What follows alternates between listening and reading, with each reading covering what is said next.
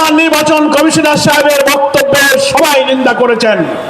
কি করে আপনি বলতে পারলেন এটা বিচ্ছিন্ন ঘটনা?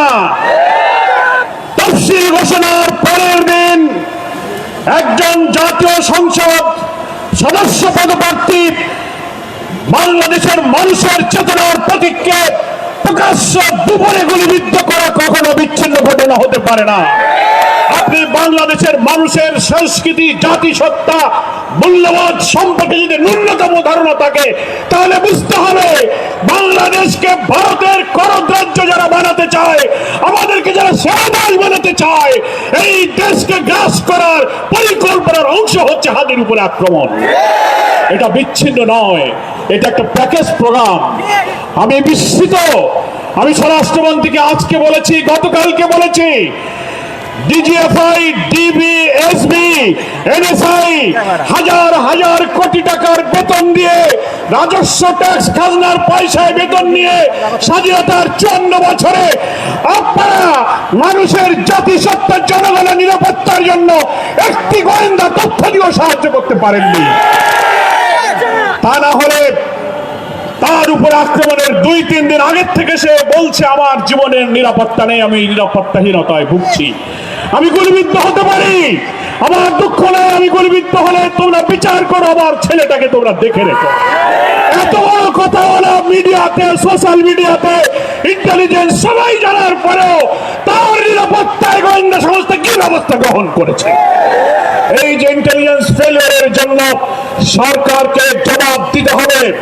আমি এই কথা বলে শেষ করতে চাই, মাননীয় প্রধান উপদেষ্টা, আপনার দায়িত্ব নেবার পর যতগুলো হত্যাকাণ্ড ঘটলো জুলাই এবং ফ্যাসিবাদ বিরোধী আন্দোলনের সাথে আমরা যাচ্ছি, তাদের উপরে আক্রমণ হলো, আপনি বারবার জাতীয় ঐক্য অটুট রাখতে বলেছেন, জুলাইয়ের চেতনাকে ধরে রাখতে বলেছেন।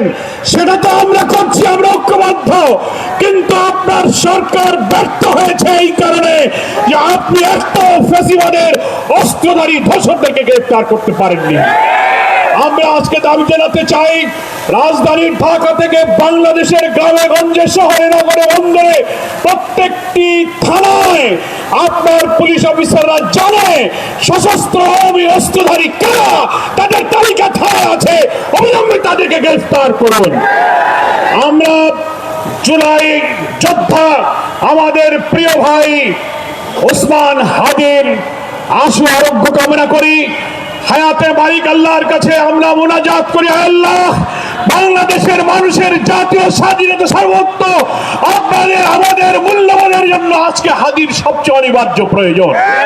আল্লাহ তুমি আমাদের ওসমান হাদির নেক হায়াত দিয়ে তুমি তাদেরকে আমাদের মাঝে ফিরিয়ে দাও। আজকে ইনকিলাব মঞ্চের সঙ্গে বাংলাদেশ এসে দাঁড়িয়েছে। মনে রাখতে হবে নির্বাচনকে বানচাল করার প্যাকেজ প্রোগ্রামের মধ্য দিয়ে এই দেশকে ভারতীয় আধিপত্যবাদের করদ্রাজ্য বানানোর এই চেষ্টা আমরা কখনো সফল হতে দেব না। আজকে মৃত্যুদণ্ডপ্রাপ্ত পলাতক আসামি হাসিনাকে যারা আশ্রয় দিয়েছে, হাতির উপরে গুলি করে ভারতে পালিয়ে যাওয়ার সুযোগ যারা দিয়েছে, তারা বাংলাদেশের নির্বাচনকে সুষ্ঠু করতে দেবে না। তারা হয়তো ভাবতে পারে আওয়ামী লীগকে ইলেকশনে আনো, ইনক্লুসিভ ইলেকশনের নামে, রিফাইন আওয়ামী লীগের ইলেকশনের নামে টকশোতে সুশীলরা, বুদ্ধিজীবীরা কর্পোরেট হাউসে বসে বসে যে ন্যারেটিভ উৎপাদন করে হাতির দিকে টার্গেট করলেন। এই সন্ত্রাসের বিরুদ্ধে আজকে এই জনসভা প্রতিরোধের যে আওয়াজ তুলেছে, গোটা জাতিকে ঐক্য গড়ে তুলতে হবে। নির্বাচন বানচাল করে এই দেশকে ভারতের কলোনি বানাতে আমরা দিতে রাজি নই। আজকে কেউ মনে করতে পারেন যে আওয়ামী লীগ তো বিদায় নিয়েছে, ইলেকশন করতে পারবে না, অন্য কোন দলকে আওয়ামী লীগ বানিয়ে ক্ষমতায় আনা যায় কিনা এই স্বপ্ন আমরা পূরণ করতে দেব না। আজকে এই সন্ধ্যায় ওসমান হাদির জন্য আবারও তার দীর্ঘ হায়াত কামনা করে গোটা জাতিকে ফ্যাসিবাদ বিরোধী সংগ্রামে জাতীয় ঐক্য রূপে দাঁড়িয়ে আসুন আমরা আমাদের জাতিসত্তাকে, অখণ্ডতাকে রক্ষা করি, সেই আহ্বান জানিয়ে বাংলাদেশ জামাত ইসলামীর সংগ্রামী আমির ডাক্তার শফিকুর রহমানের পক্ষ থেকে আজকের এই সমাবেশে সংহতি প্রকাশ করে আমি আমার বক্তব্য শেষ করছি। আল্লাহ হাফেজ। বাংলাদেশ জিন্দাবাদ।